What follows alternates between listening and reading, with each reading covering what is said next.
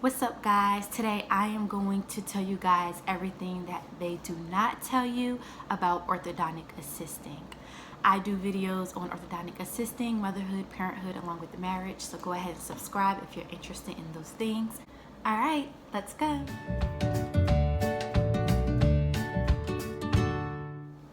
So I'm going to start by letting you guys know that orthodontic assistants do not get paid the same. It's not like your standard job where everybody is on the same level and everybody is getting the same pay. The doctors will basically pay you what they want to pay you. And with that being said, they pay you based off your experience, what you know, how long you've been doing it, and what you ask for. When you first get hired, that's one of the first things they are going to ask you: how much do you want to get paid? So you want to make sure that you know your value and that you're asking for what you think you deserve. The next thing, of course, in orthodontics, we do not see a lot of blood. Everything is pretty standard. We're just changing wires and changing colors, putting braces on and taking braces off. However, we do see a lot of nasty mouths. And when I say nasty mouths, there is a lot of plaque buildup, food stuck in the braces. It gets really nasty. So nasty one time, like I could smell the plaque and the buildup through my mask. Everything, I was taking colors off. I had plaque and food on my gloves. It gets nasty. I'd rather see blood than see what I've been seeing. However, over time, you just get used to it. You just get used to seeing the nasty mouths. Like, that's just a part of orthodontics.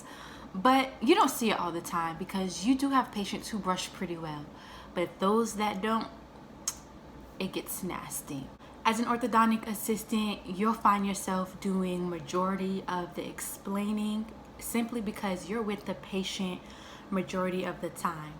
The doctor is usually there in the beginning or maybe after you finish the appointment, and then at that time the patient or the parents will usually address the questions or concerns they have.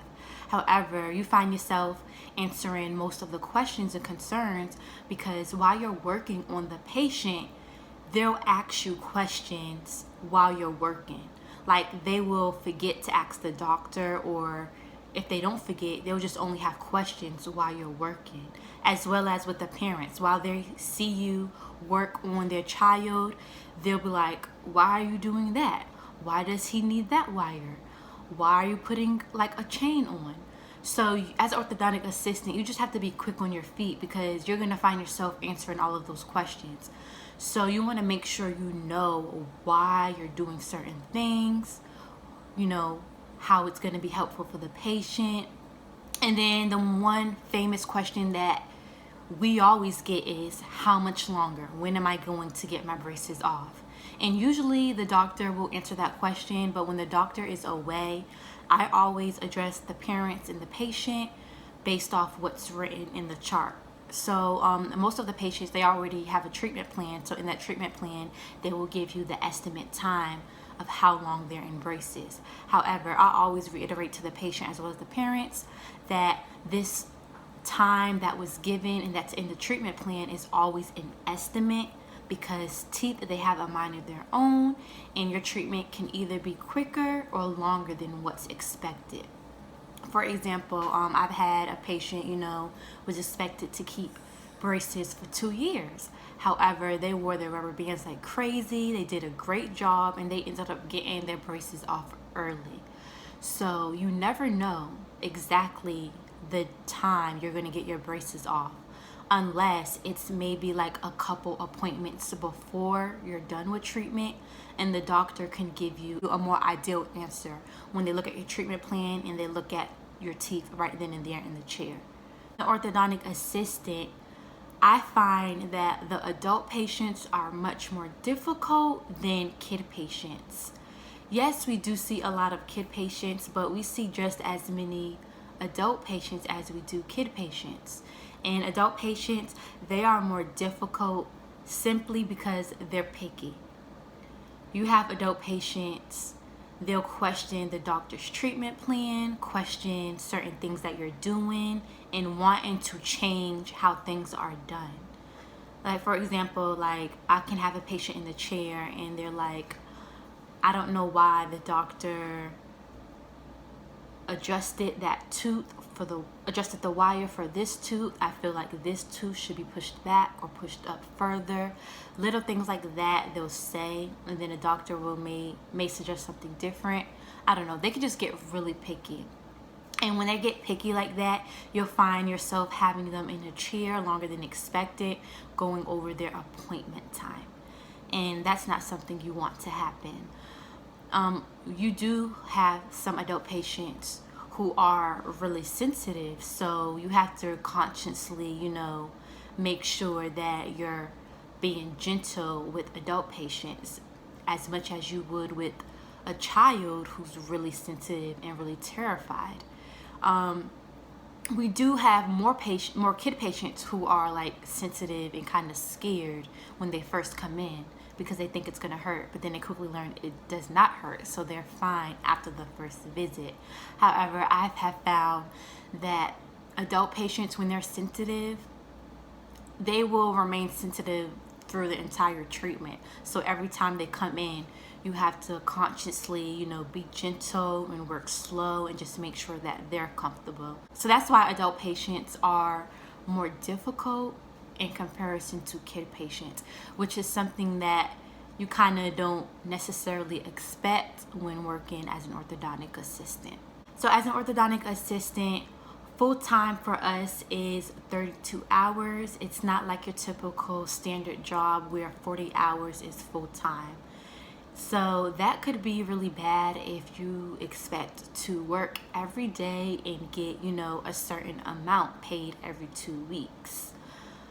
But I kind of like that I have a longer weekend in comparison to everybody else. However, when I get paid, I'm like, I wonder how much more my check would be if I worked 6 more hours and had 40 hours a week. So that is something that's really different.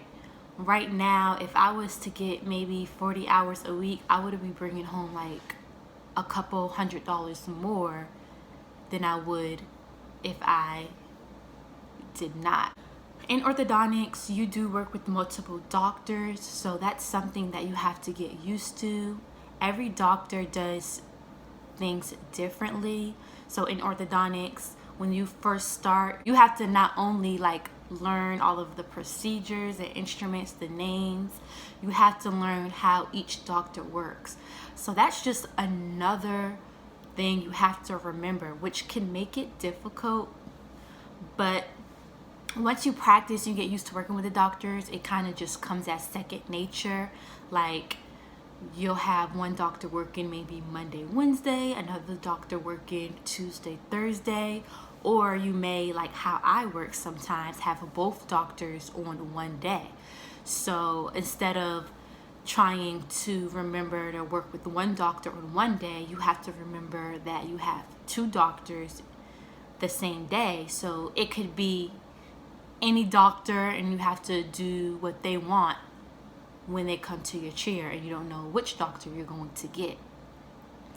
So that can be kind of difficult, but it kind of keeps you on your feet too. So just keep that in mind. In orthodontics, there's multiple doctors. Sometimes, majority of the time, yes, and that each doctor does things differently. I have one doctor who likes to put on braces one way and one doctor who puts on braces another way. I have previously worked with 2 doctors, and one doctor used different retainers and put on bonded retainers differently than the other doctor. So you just have to remember those little things. In orthodontics, your appointments are timed, and I say timed because in orthodontics we see an average of 80 to 100 patients a day. So if you run over your appointment time, it's just going to make a trickle effect and just mess up the flow of things. In general dentistry, you don't have to worry about going over time because you only see about 6 appointments, 6 patients. So if you go over, it really won't affect the schedule in comparison to orthodontics, where you're seeing hundreds of patients and you have 7 chairs, so you're seeing 7 patients at a time. So after the first 7 patients, you will have 7 more patients, because that's just how the schedule is flowing. So if you run over, you'll find that you have more people in the waiting room because you're running over, and you don't want that to happen. So you just want to keep that in mind. So that's what I mean when I say that the appointments are timed. But if you have an assistant that works really fast and say they finish the appointment early, it can kind of balance out if you have an assistant who is slow. Like, for example, our regular appointments are about 15 minutes for each regular appointment, and our regular appointments we just change wires and colors. So say if I finish quickly, I can quickly grab a patient who's in the waiting room and start their appointment early. So if somebody is working overtime and working slow, it'll kind of balance out because I already grabbed a patient early, if that makes sense. But if you had assistants who just work on their time, they're not going over, and they're not, finishing early, and you run over, it can make the schedule backed up. So you just want to keep that in mind. And that they do not tell you is that you're more than likely going to learn how to do things on a live patient. You're not going to learn by practicing on the fake teeth or by reading your textbook. You're going to learn on a live person, on the job, after you got hired. It's not like general dentistry where you go to dental assisting school and they teach you how to do everything, and you practice on the classmates, you practice on people who come in and volunteer. That's not how it happens, and they don't teach you any orthodontics in dental assistant school. So everything you learn is on the job and is basically on a live patient.